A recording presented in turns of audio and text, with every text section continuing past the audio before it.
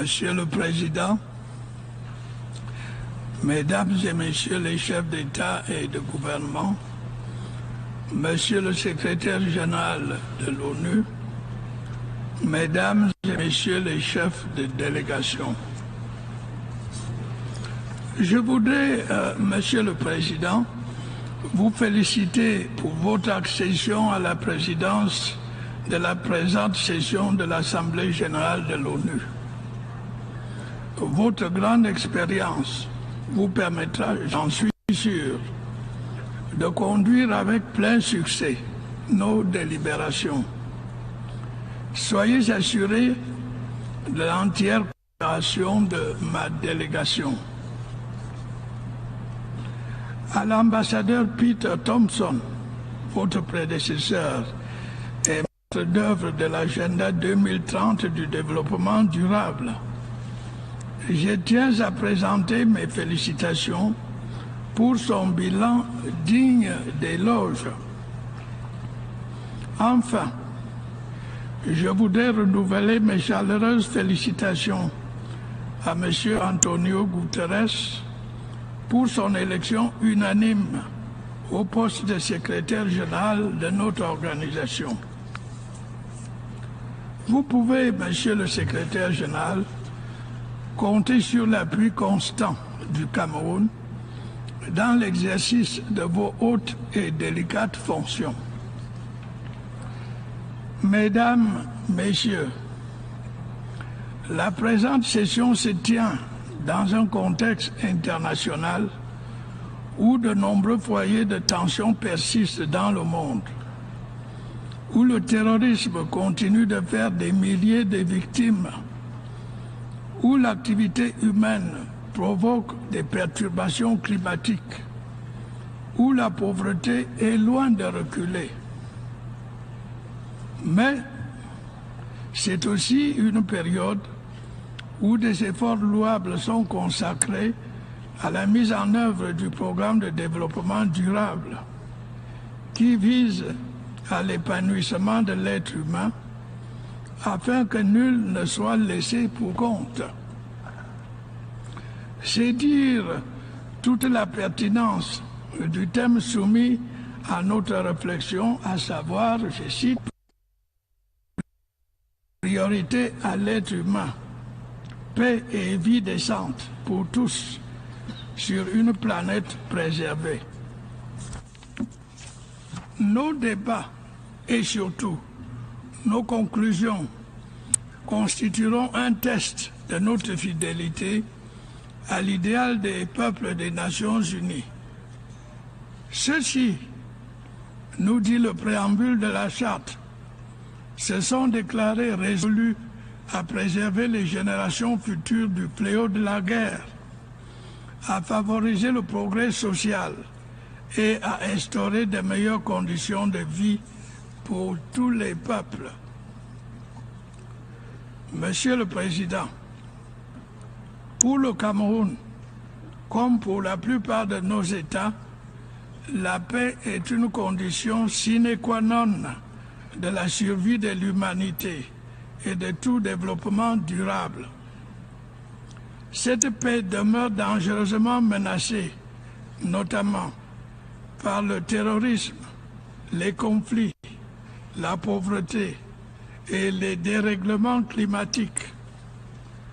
Aujourd'hui, nous sommes tous, je dirais, mendiants de la paix. Et ces menaces persistantes nous interpellent tous au plus haut niveau. Monsieur le Président, aucun continent, aucun pays n'est épargné aujourd'hui par le fléau du terrorisme, dont le martyrologe rythme, hélas, le quotidien de nos vies. Quelques exemples. Août 2017, attentat de Barcelone et de Ouagadougou. Et juillet 2016, attentat de Bagdad, 292 morts. Octobre 2015, crash d'un Airbus russe dans le Sinaï, 224 morts. Mars 2015, attaque des mosquées de Sanaa, 142 morts. Novembre 2015, attentat de Paris et Saint-Denis, 130 morts. Maïdougouri, Kolfata, Photocol, que de morts sans nom, sans visage. Le nombre des victimes de la secte terroriste Boko Haram dans le bassin du lac Tchad est estimé à 2000.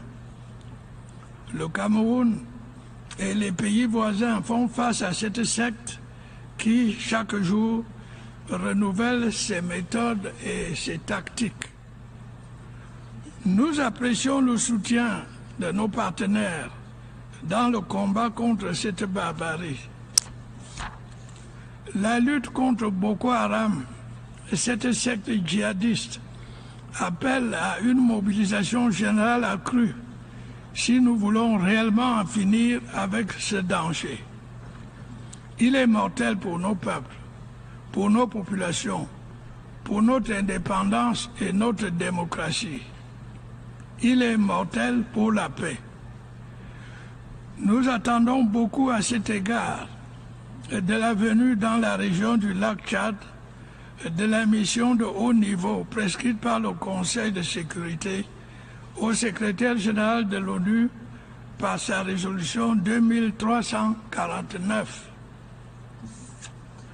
Monsieur le Président, nous déplorons que les conflits perdurent en Afrique, en Asie, en Amérique latine et au Moyen-Orient.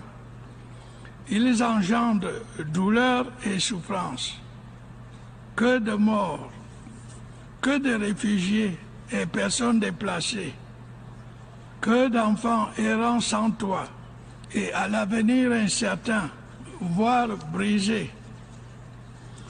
Le Cameroun, qui a accueilli et accueille sur son sol des milliers de réfugiés centrafricains et nigérians, voit combien ils se sentent blessés, martyrisés et menacés dans leur existence.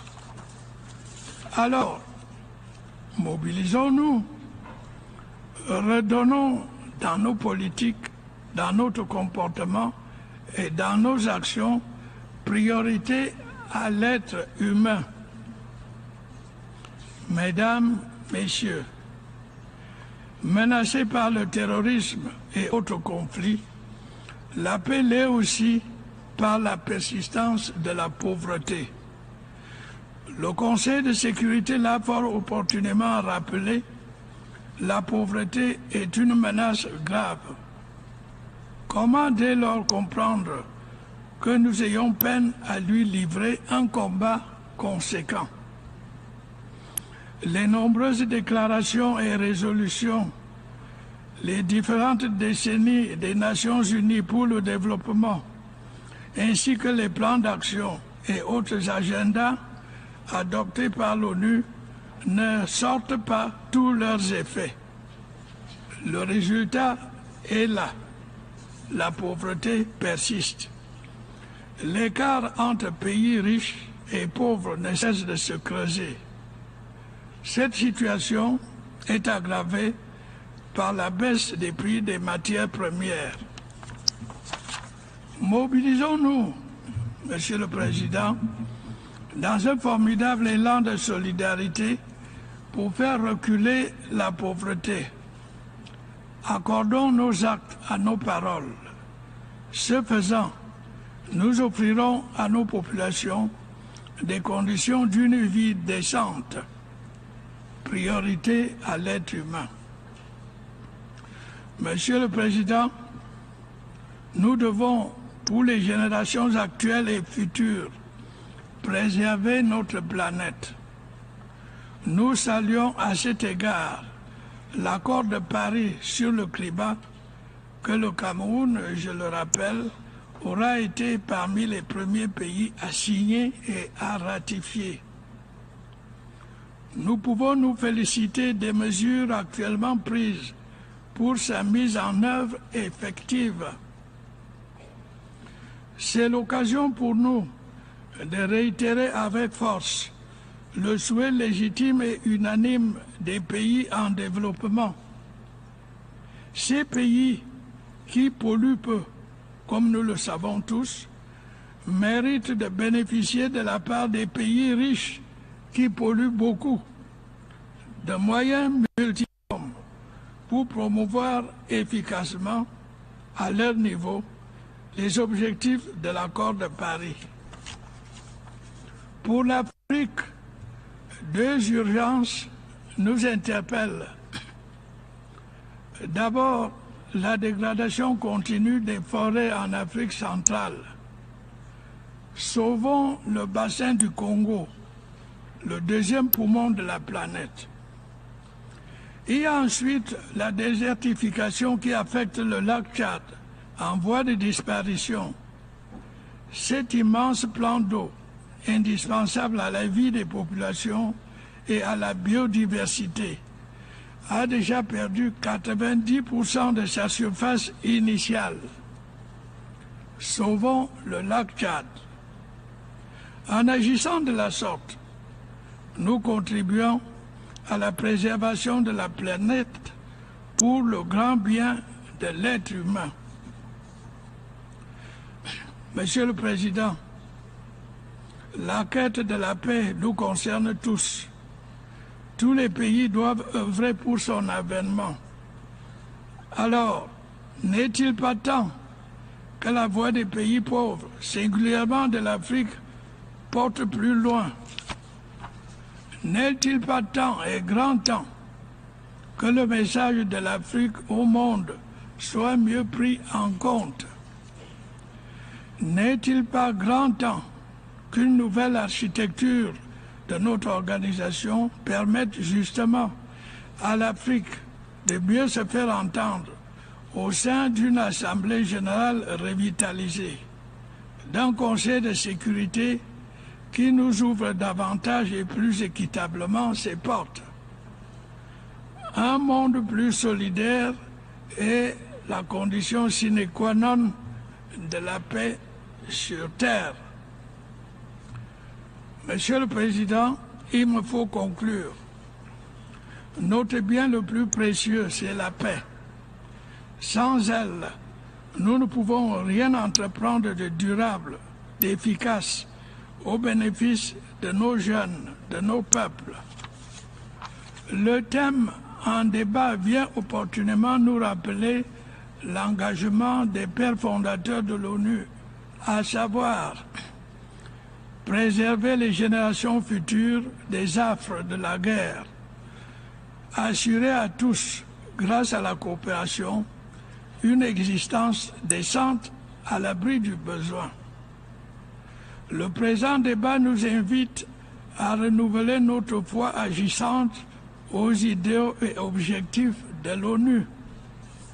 Puissions-nous ensemble prendre à bras le corps la grande question de la paix et du développement dans le monde. Le Cameroun, comme il l'a fait ici le 10 septembre 2000, appelle à nouveau le monde à s'unir dans une grande coalition en faveur de l'être humain replacé au centre de nos politiques. Garantissons-lui la paix et une vie décente dans une planète préservée. Je vous remercie, Monsieur le Président.